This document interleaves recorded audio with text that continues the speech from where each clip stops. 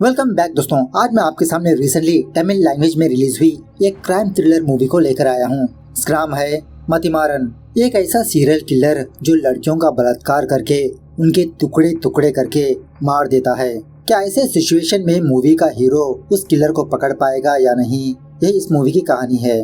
Movie का concept थोड़ा different है, एक बार जरूर देख सकते हैं। तो अब चलिए फटाफट से वीडियो को स्टार्ट कर लेते हैं। उससे पहले लुटा दो प्यार, फॉलो ऑन इंस्टाग्राम।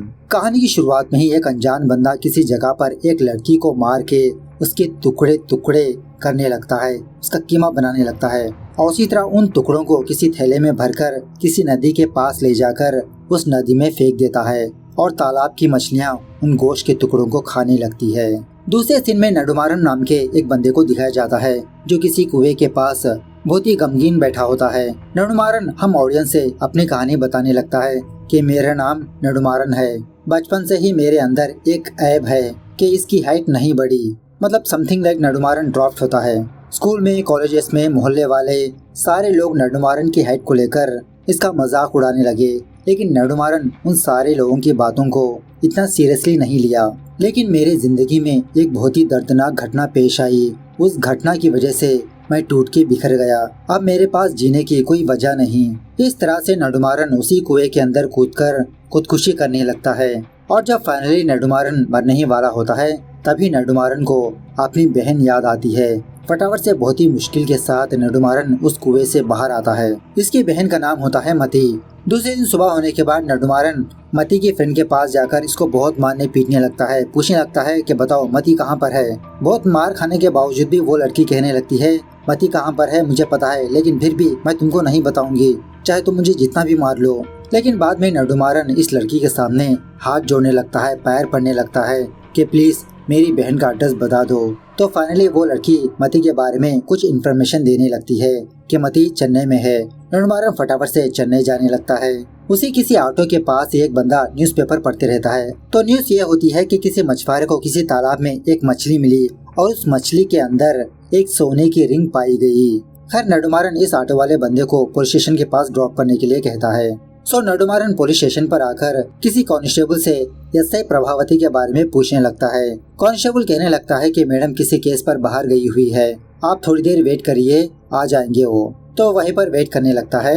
दूसरे सीन में पुलिस वालों को ये इन्फॉर्मेशन मिलती है कि किसी अपार्टमेंट में किसी लड़की की हत्या हो गई। सुदर्शन अपनी टीम के साथ फटाफट से उस अपार्टमेंट के पास जाता है और यहीं पर हमको एक और बात भी पता चलती है कि शहर में सेम इसी पैटर्न के साथ काफी सारी लड़कियों की हत्या हो चुकी है, लेकिन हत्यारे ने अभी तक एक भी क्लू नहीं छोड़ा। थोड़ी देर के बाद क्राइम स्पॉट पर कमिश्नर आता है। लड़की की लाश को देखकर शॉक में रह जाता है कि शहर में लगातार लड़कियों की हत्या हो रही है और वो भी बेरहमी के साथ। मतलब किलर इन लड़कियों के साथ बलात्कार करके मार रहा है। सो कमिश्नर सुदर्शन को बहुत डांटने लगता है कि शहर में अब तक 6 लड़कियों की हत्या हो गई और तुमने अभी तक क्रिमिनल के बारे में एक भी क्लू को फाइंड आउट नहीं किया। सुदर्शन भी कहने लगता है कि सर हमने सारे एंगल से इन्वेस्टिगेशन किया लेकिन नो क्लू सर। उसके बाद सुदर्शन उस अपार्टमेंट के वॉचमैन से पूछताछ करने लगता है और वो भी बहुत ही रूडली, क्योंकि कमिश्नर ने अपना सारा गुस्सा सुदर्शन पर उतारा। सो सुदर्शन इंक्वायरी के नाम पर इस वॉचमैन के ऊपर अपना गुस्सा निकालने लगता है और वॉचमैन को भी कुछ भी पता नहीं होता, उल्टा सुदर्शन के ऊपर गुस्सा करके वहाँ से चला जाता है। दूसरी तरफ नडुमारन पुलिस स्टेशन में बैठे बैठे अपने फ्लैशबैक को याद करने लगता है। एक्चुअली नडुमारन और इसकी बहन मती ये दोनों जुड़वा बच्चे थे, एक साथ पैदा हुए। नडुमारन का फादर एक पोस्टमैन होता है जो अपनी नौकरी से बहुत प्यार करते रहता है। कुछ दिनों बाद नडुमारन का फादर ये ऑब्जर्व करता है कि मती अपनी एज के साथ हाइट बढ़ रही है, लेकिन नडुमारन हाइट ही नहीं बढ़ रहा। स्कूल में नडुमारन के दोस्त इसका मजाक उड़ाने लगे। इसी के बारे में पता करने के लिए पूछने के लिए नडुमारन का फादर हॉस्पिटल पर गया। डॉक्टर से पूछने लगता है कि सर नडुमारन और मती ये दोनों मेरे जुड़वा बच्चे हैं, लेकिन मती अच्छी तरह से हाइट बढ़ रही है लेकिन नडुमारन नहीं। डॉक्टर नडुमारन को चेक करके नडुमारन के फादर से कहने लगता है कि एक्चुअली नडुमारन को ड्राफ्टिज्म है, मतलब हार्मोन्स में कुछ कमी है जिसकी वजह से ये हाइट नहीं बढ़ेगा। आप एक काम करिए, अपने बेटे और बेटी को अलग अलग जगह पर रखिए, क्योंकि इन द फ्यूचर नडुमारन अपनी बहन को देखकर बहुत अफसोस करेगा, दुखी होगा कि इतना हाइट नहीं बढ़ रहा।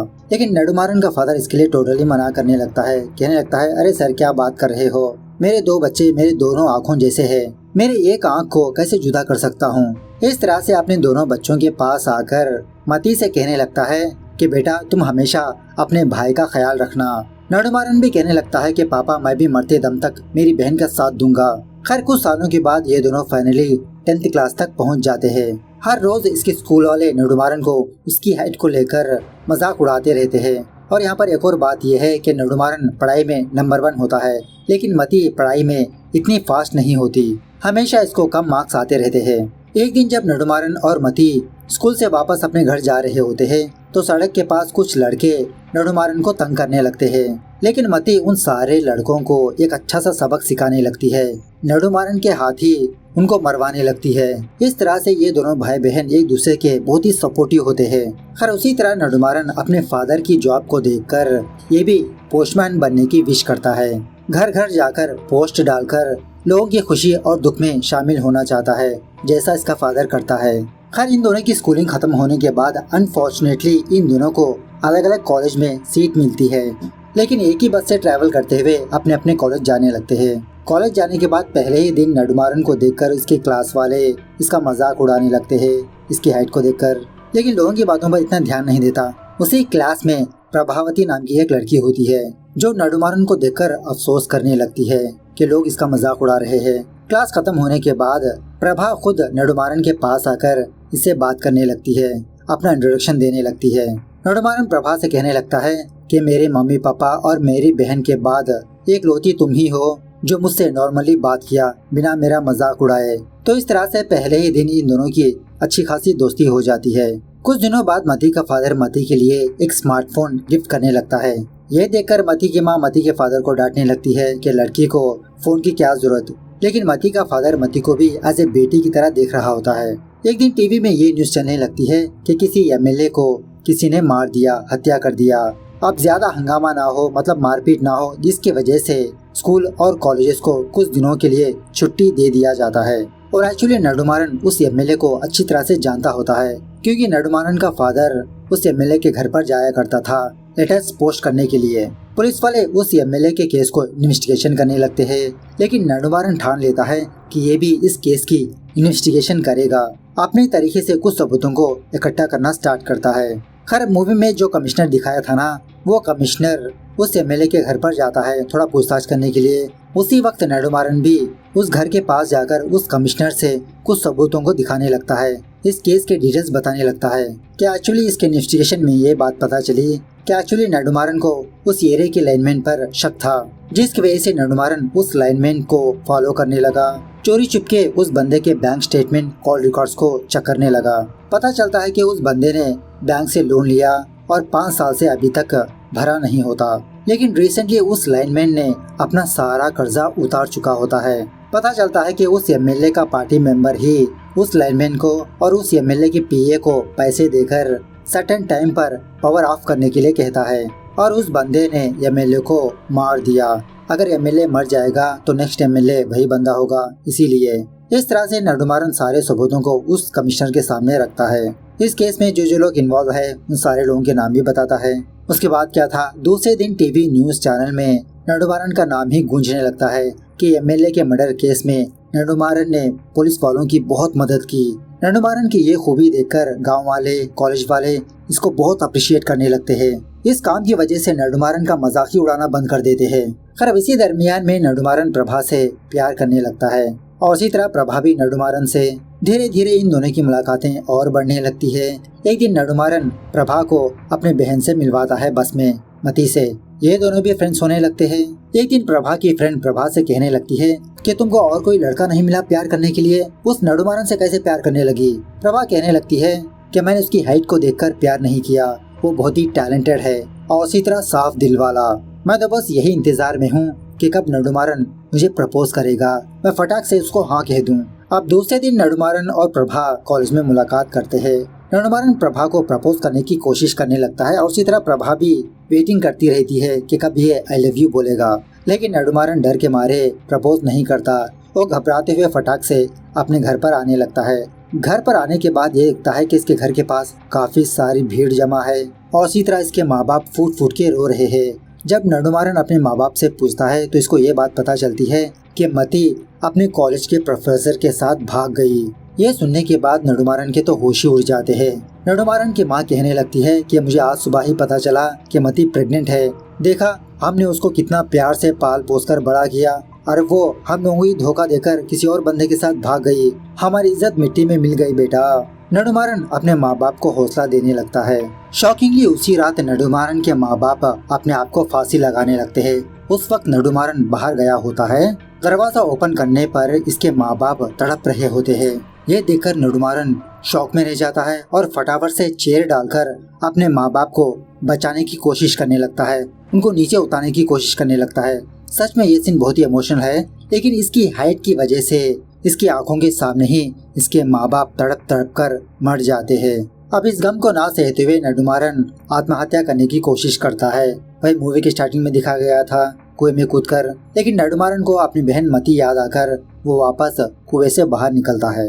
उसके बाद सीन प्रेजेंट डे पर शिफ्ट होता है। नडुमारन पुलिस स्टेशन पर आकर प्रभा से मुलाकात करता है और एक्चुअली प्रभा नडुमारन को देखकर पहले इससे बात नहीं करती, क्योंकि कॉलेज डेज में प्रभा दूसरे दिन नडुमारन का वेट कर रही थी, लेकिन वो नहीं आया। अब जाके नडुमारन प्रभा को अपना सच बताने लगता है कि क्यों उस दिन वो कॉलेज पर नहीं आया, और प्रभा से कहने लगता है कि मुझे ये बात पता चली कि मती चेन्नई में है और उसके हस्बैंड का नाम है चंद्रन।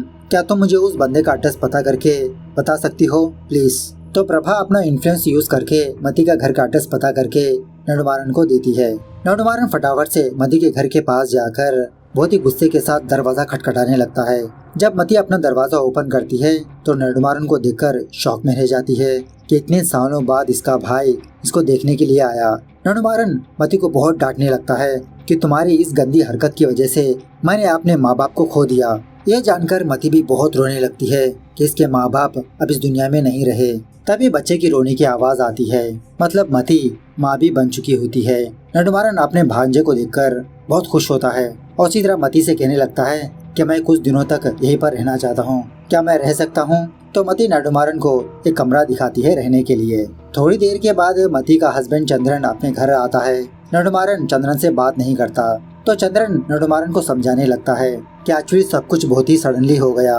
उस दिन ही मुझे ये बात पता चली कि मती प्रेग्नेंट थी। वो मेरे पास आकर उसको यहाँ से ले जाने के लिए कहा, इसलिए हम दोनों चेन्नई आ गए। नडुमारन इन दोनों को डांटने लगता है कि एटलीस्ट आप दोनों मुझसे तो अपनी बात बताते, मैं अपने माँ बाप को समझा देता। तुम दोनों की इस हरकत की वजह से मैंने अपने माँ बाप को खो दिया। इस तरह से नडुमारन अभी भी इन दोनों को माफ नहीं करता, गुस्से से वहाँ से चले जाता है। खैर मती के पड़ोस में ही एक लड़की मिस हो चुकी होती है। उस लड़की के माँ बाप पुलिस स्टेशन पर मिसिंग कंप्लेंट लिखवाई और उसी तरह कुछ दिनों बाद उस लड़की की शादी होने वाली होती है। पुलिस वालों को अभी तक उस लड़की के बारे में कुछ भी आइडिया नहीं होता। दूसरे दिन नडुमारन इनडायरेक्टली मती को एक खुशखबरी सुनाने लगता है कि इसको पोस्टमैन की जॉब आ गई, 10 दिनों के बाद ज्वाइन होना है। मती नडुमारन से रिक्वेस्ट करने लगती है कि तुम यहीं पर रुक जाओ ना, लेकिन नडुमारन नहीं मानता। वो वापस अपने गांव जाना चाहता है। अपने गांव वापस जाने से पहले आखिरी बार प्रभा से मिलने के लिए दोबारा पुलिस स्टेशन पर आता है। अब वहाँ पर सुदर्शन होता है। नडुमारन को देखकर इसका मजाक उड़ाने लगता है। गुस्से में आकर नडुमारन सुदर्शन को एक मुक्का मारता है। तभी वहाँ पर प्रभा आकर इन दोनों को रोक देती है। फटाफट से नडुमारन को खोपचे में बुला ले आती है। बाद में इन दोनों के बीच थोड़ी बहुत बातें होने लगती है, अपनी कॉलेज डेज की, समथिंग लाइक दैट। दूसरे दिन मती के घर में कुछ पूजा वगैरह होती है, तो मती पूजा का कुछ सामान अपने पड़ोस के घर पर जाती है देने के लिए, लेकिन वो लोग मती से ढंग से बात नहीं करते क्योंकि उनकी बेटी मिसिंग है। मती की सासू माँ मती से यही बात कहने लगती है कि कुछ दिनों से उनकी लड़की नजर नहीं आ रही। पुलिस में कंप्लेंट दिया लेकिन अभी तक कोई इन्फॉर्मेशन नहीं मिली। कुछ दिनों बाद उस लड़की की शादी भी है और मैंने कॉलोनी में सुना कि वो लड़की किसी के साथ भाग गई। अब वहीं पर नडुमारन होने की वजह से इन दोनों की बातें सुनकर फटाफट से उस लड़की के घर पर जाने लगता है, क्योंकि जब मती भी अपने घर से भाग गई थी तो मती के माँ बाप ने आत्महत्या कर ली।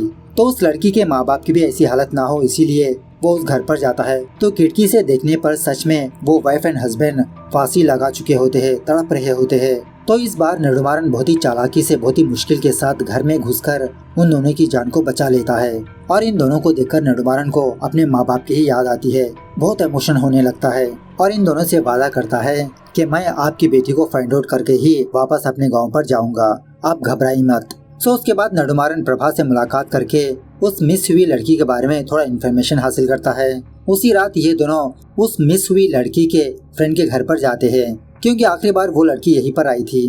नडुमारन वहीं पर खड़े रहकर इमेजिनेशन करने लगता है कि किस तरह से वो लड़की इस घर पर आई होगी, किसके जरिए से आई होगी, कौन रास्ते में मुलाकात किया होगा।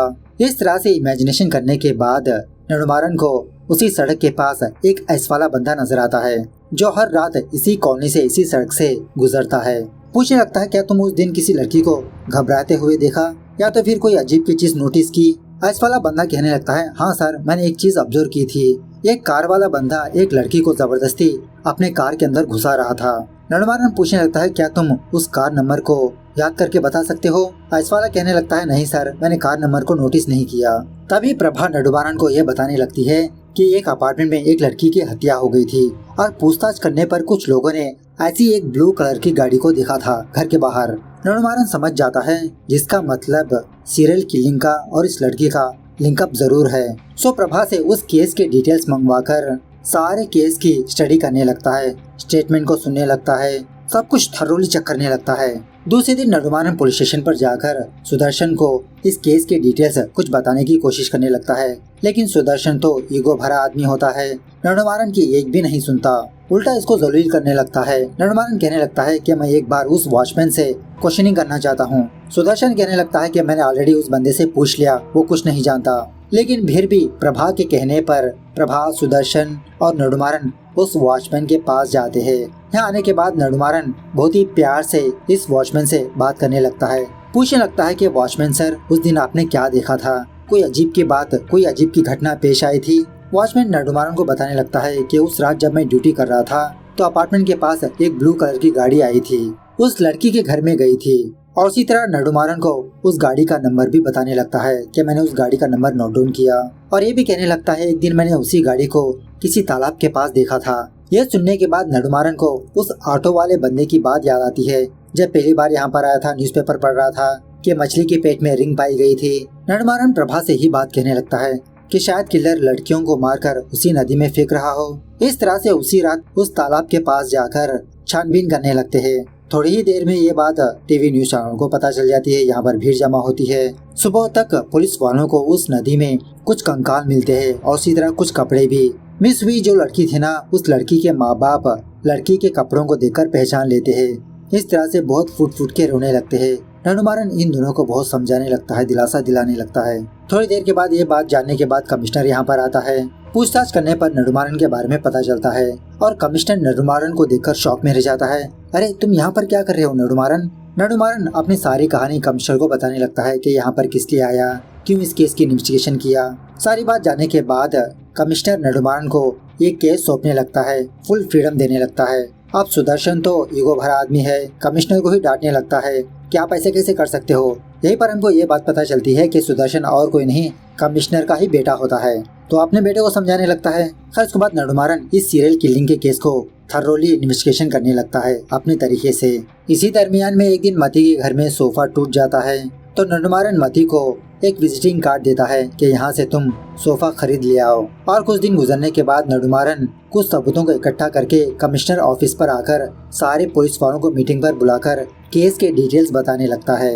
अब तक जो भी लड़कियां मरी उन सारी लड़कियों में एक ही कॉमन पॉइंट है और वो है जो भी लड़कियां मरी थी उनकी फैमिलीज रिसेंटली नए घर को शिफ्ट हुई। और इसी तरह सारे लड़कियों के फोन रिकॉर्डिंग्स और बैंक स्टेटमेंट को चेक करने के बाद मुझे ये बात पता चली कि उनके फैमिलीज शुभम फर्नीचर से कोई न कोई फर्नीचर को बुक किया था।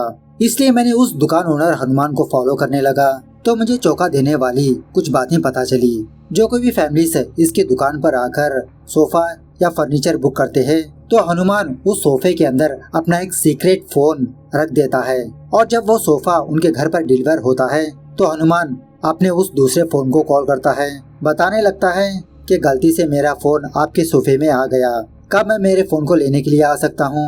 और हनुमान लड़कियों को उसी दिन कॉल करता है जिस दिन घर पर कोई भी मौजूद नहीं होता। फोन लेने के बहाने पर जाकर हनुमान उन लड़कियों का बलात्कार करके उनको मार देता है। हनुमान दूसरा फोन यूज करने पर हमको किलर के बारे में कुछ भी क्लू नहीं मिल रहा। हनुमान सारे सबूतों को मिटा कर जाता है। तो ये जानने के बाद पुलिस वाले नडुमारन की आगे की बात ना जानते हुए फटाफट से उस दुकान के पास जाकर हनुमान को ढूंढने लगते हैं, लेकिन दुकान में हनुमान मौजूद नहीं होता। शॉकिंग बात यह है कि हनुमान फिलहाल मती के घर में होता है क्योंकि मती ने एक सोफे को बुक किया नंदुमारन के कहने पर। जब मती को भी ट्रैप कर रहा होता है उसी वक्त नंदुमारन मती के घर पर पहुंचकर हनुमान को फॉलो करने लगता है। इन दोनों के बीच जबरदस्त तरीके से फाइट होने लगती है। फाइनली पुलिस वाले हनुमान को गिरफ्तार कर ही लेते हैं। सुदर्शन हनुमान को इंट्रोगेट करने पर हनुमान कहने लगता है कि सारी लड़कियों को मैंने ही मारा, लेकिन नदी में जिस लड़की की लाश पाई गई उस लड़की को मैंने नहीं मारा। थोड़ी देर के बाद नंदुमारन हनुमान के पास आता है। इससे दोबारा वही सवाल पूछने लगता है कि बताओ आखिरी लड़की को किसने मारा? तुमने नहीं मारा तो कौन है? हनुमान मुस्कुराते हुए कहने लगता है उस लड़की को मारने वाला मेरा पार्टनर ही है। और एक और शॉकिंग बात बताऊं तुमको, अब तक जो भी लड़कियों को मैंने मारा वो सारा प्लान मेरे पार्टनर ने ही बनाया। वो बोलता गया, मैं करता गया। नंदुमारन हनुमान को डराने लगता है, अगर तुमने मुझे सच नहीं बताया तो सुदर्शन ने प्लान किया कि तुमको यहीं पर मार देगा। तो डर के मारे हनुमान नंदुमारन को एक सोने की रिंग देता है एज ए सबूत के तौर पर। दूसरे दिन टीवी न्यूज चैनल में ये न्यूज चलने लगती है कि पुलिस वालों ने हनुमान को जिस किलर को पकड़ा उसने आत्महत्या कर लिया कस्टडी में, मतलब पुलिस वाले उसे मार देते हैं। उसके बाद नंदुमारन को एक शॉकिंग बात पता चलती है कि ये सोने की रिंग और किसी की नहीं मती के हस्बैंड की है। शादी की फोटो में इसने उस रिंग को देखा था, मतलब हनुमान का पार्टनर और कोई नहीं चंद्रन होता है। चंद्रन प्लान बनाता गया, लड़कियों को किडनैप करता गया, हनुमान लड़कियों का बलात्कार करके मारता गया और आखिरी लड़की को चंद्रन ने ही मारा, उसके टुकड़े टुकड़े करके नदी में फेंक दिया। यहाँ पर एक और बात यह है कि चंद्रन ने हनुमान को अपनी शादी की बात नहीं बताई थी, इसलिए हनुमान मती को पहचाना नहीं। तो नंदुमारन चंद्रन से मुलाकात करता है किसी जगह पर। चंद्रन कहने लगता है कि देखो मैं तुम्हारी बहन से बहुत प्यार करता हूँ, अगर तुमने मेरी सच्चाई तुम्हारी बहन से कहा तो वो विधवा हो जाएगी, वो विधवा होगी तो तुम दोबारा अपनी बहन को खो दोगे। इस तरह से नंदुमारन को इमोशनली ब्लैकमेल करने लगता है। नंदुमारन चुपचाप से वहाँ से जाने लगता है। यहीं पर हमको ये बात पता चलती है कि मती खोपचे में रहकर चंद्रन की बातें सुन लिया। दूसरे दिन सुबह ये तीनों चुपचाप ब्रेकफास्ट करने लगते हैं। ब्रेकफास्ट करते समय चंद्रन खून की वॉमिटिंग करके मर जाता है क्योंकि मती ने चंद्रन की जूस में जहर मिलाया। रोते हुए नंदुमारन से कहने लगती है कि मैंने इस घटिया इंसान के लिए अपने माँ बाप को खो दिया, प्लीज भाई मुझे माफ कर दो, मुझे ऐसा करना नहीं चाहिए था। थोड़ी देर के बाद पुलिस वाले यहाँ पर आते हैं। अब सुदर्शन असली सच को जानकर मती को गिरफ्तार नहीं करता। इन दोनों को हौसला देने लगता है कि मैं इस केस को संभाल लूंगा, तुम दोनों घबराओ मत। दूसरे सीन में नंदुमारन और मती ये दोनों वापस अपने गांव पर आ जाते हैं। नंदुमारन अपने पोस्टमैन की जॉब करने लगता है और उसी तरह मती अपने ही स्कूल में एज ए टीचर की तरह काम करने लगती है। इस तरह से ये मूवी यहाँ पर दी एंड होती है। मूवी का मैसेज बस इतना है कि किसी के अंदर ऐब होने पर वो छोटा नहीं होता, उसके अंदर भी कोई न कोई टैलेंट जरूर होता है। जिस केस को पुलिस वालों ने सॉल्व नहीं किया उस केस को नंदुमारन ने सॉल्व किया अपनी चतुराई से। तो मूवी कैसे लगी कमेंट करके बताना जरूर। मिलता है अगली वीडियो में, तब तक take care, bye bye, see you soon.